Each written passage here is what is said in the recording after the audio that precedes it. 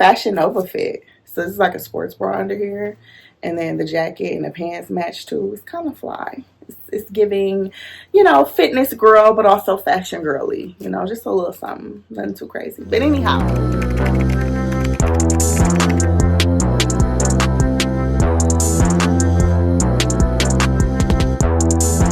Hello to my bookish baddies. Welcome back. Little braid action popping or whatever. What's up, y'all? It's Rainy Nikhil. Welcome back to my channel. I'm back with another video, specifically another bookish video. Let's get into it. And I am recording this video on a Friday evening. That means the weekend is upon us. And to that, I say cheers.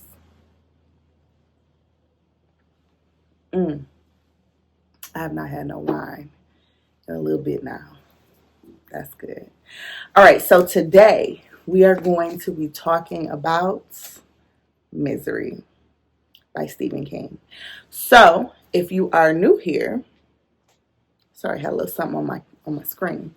If you are new here, I am working my way through all of the Stephen King books, all of the Jodi Picoult books, all of the Bernice McFadden books. So I have a couple authors who I'm like, I'm going to see their whole catalog through.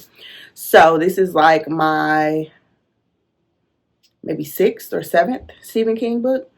And fun fact, Misery is one of my all-time favorite movies. Love this movie. I could watch it time and time again. It's so good to me. So I was super excited to read the book because I'm like, the book really can't do the movie justice in my mind because the movie's so phenomenal. I grew up loving Kathy Bates because my mom loves Kathy Bates. I think her mom loved Kathy Bates. So Kathy Bates is my girl. So she pretty much can do no wrong. But I personally think, where's my bookmark trying to slip out? Get back in there. Back in there. But I personally think she was at top of her game in Misery. Like, top of her game with Stephen King in general. Because Dolores Claiborne is another favorite performance of hers for me. But anyhow, get into the Fashion Nova fit. So this is like a sports bra under here. And then the jacket and the pants match too. It's kind of fly. It's giving, fitness girl, but also fashion girly. Just a little something. Nothing too crazy. But anyhow, getting distracted. Anyways, so this book, I really went into it like, okay, this is going to be good. But is it going to top how phenomenal the movie is? Is it going to be scarier? Is it going to be better? Is it going to leave me on the edge of my seat more? Is it going to be gorier? Because we all know that famous Misery scene that makes us all go, oh. We all know the famous Misery scene.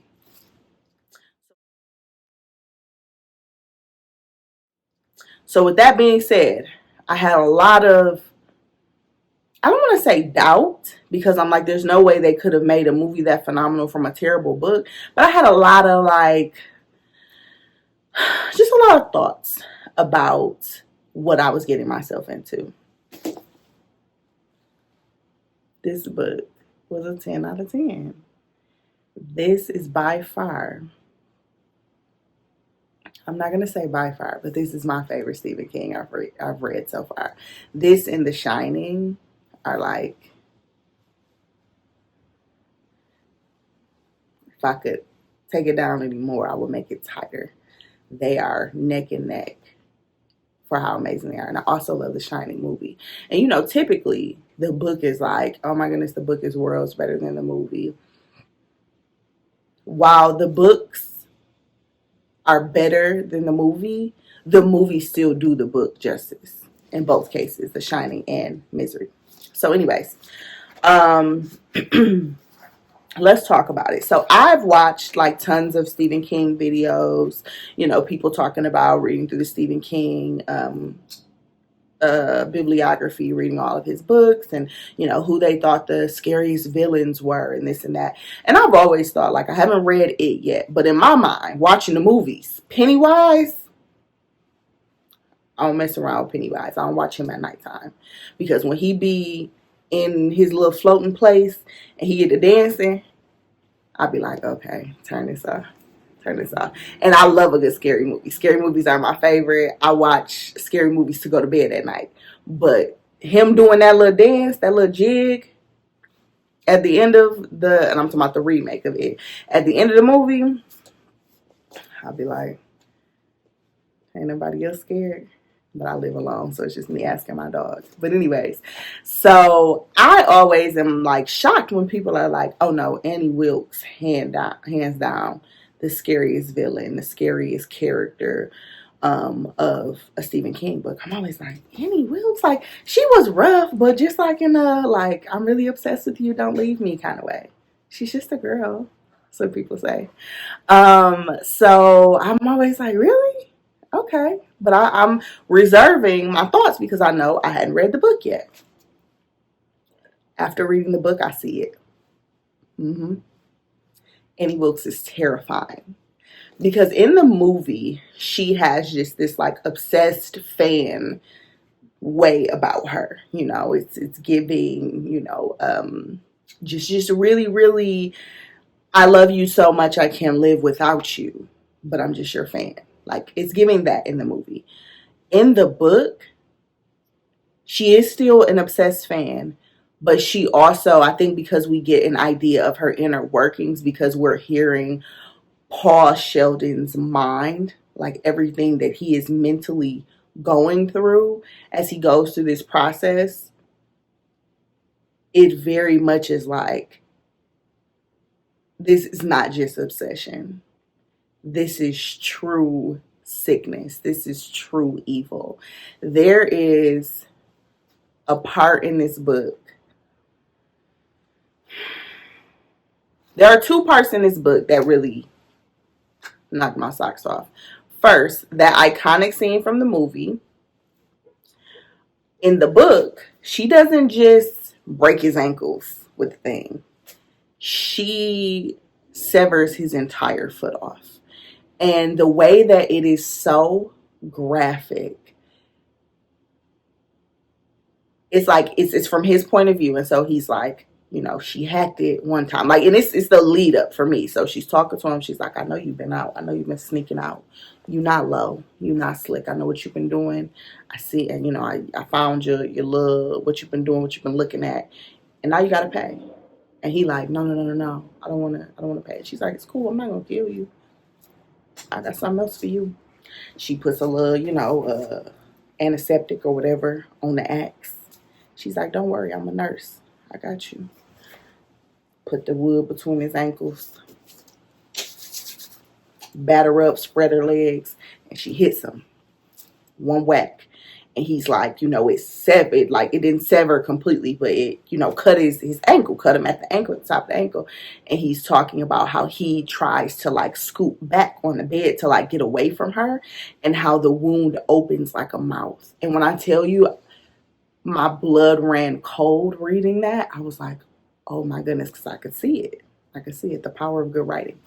And so then he's like, she goes at it again. And at this point, his calf muscle is the only thing holding his leg to his foot. Like the whole top and bone of his leg is gone. His shin. All that's gone.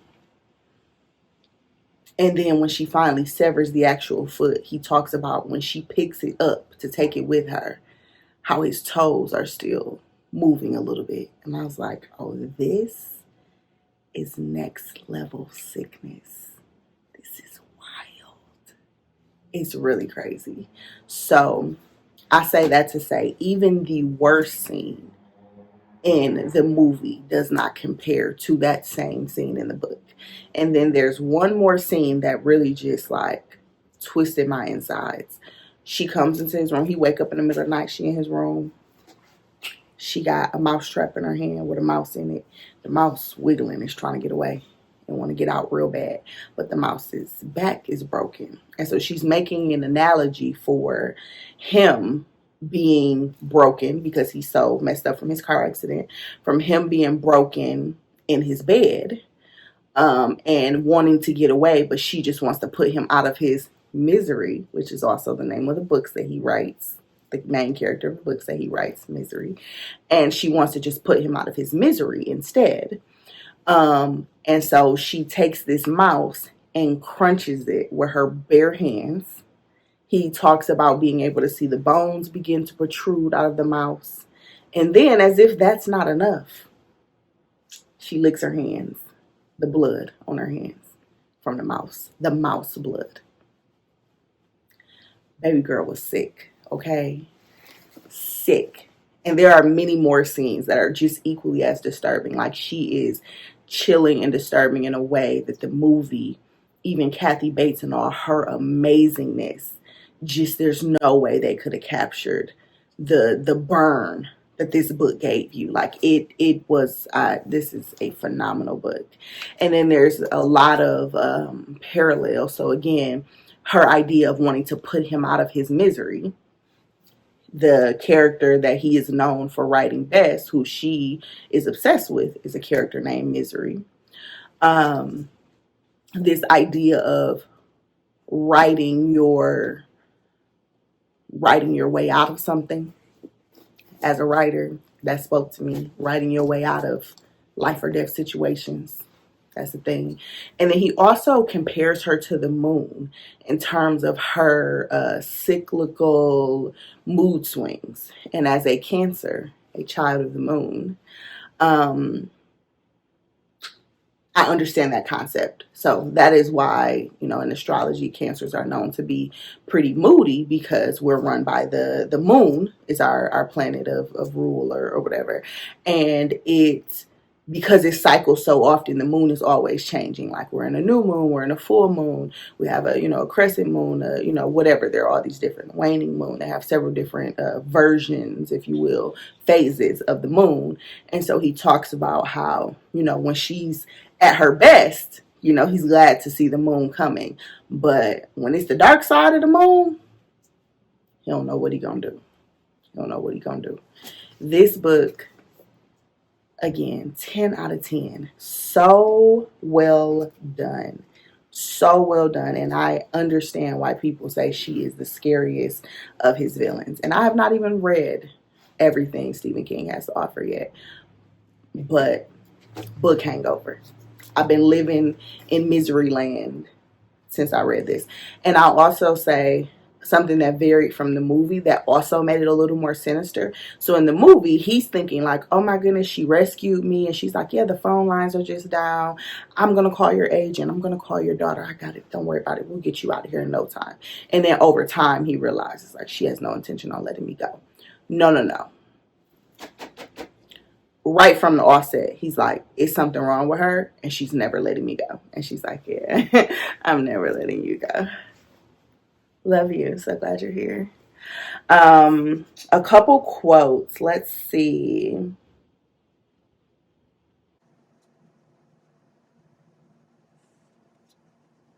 What's one of my favorites? I'm just checking out my tabs here. Okay, so again. As a writer, I love the writing quotes because writers remember everything, especially the hurts. Strip a writer to the buff, point to the scars, and he'll tell you the story of each small one. From the big ones, you get novels, not anesthesia. Not amnesia. Tongue twisted. A little talent is a nice thing to have if you want to be a writer, but the only real requirement is that ability to remember the story of every scar. Art consists of the persistence of memory. Art consists of the persistence of memory. That's good. Love that. Let's see if I have anything else for you guys.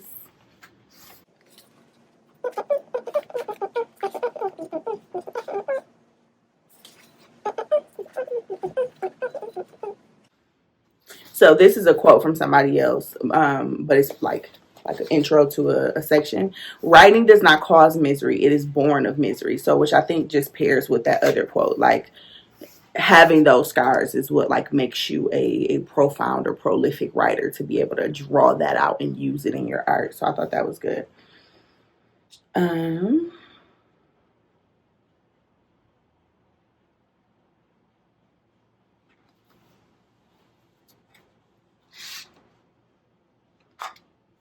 So he's talking about like the pain that she's inflicting on him. And he says he had spent most of his adult life thinking the word writer was the most important definition of himself.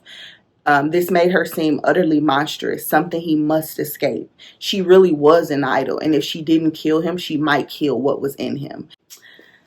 Again, I'll say it, 10 out of 10. Get into your misery bag, y'all. Comment and let me know if you read Misery, what you would rate it, if you haven't read it, if you have any other Stephen Kings that you've read. And if you haven't read any Stephen King, what is your favorite spooky movie or book that you have read? Let me know in the comments. And I mean that. Drop it in the comments, y'all. All right, until next time. Love you guys. Bye.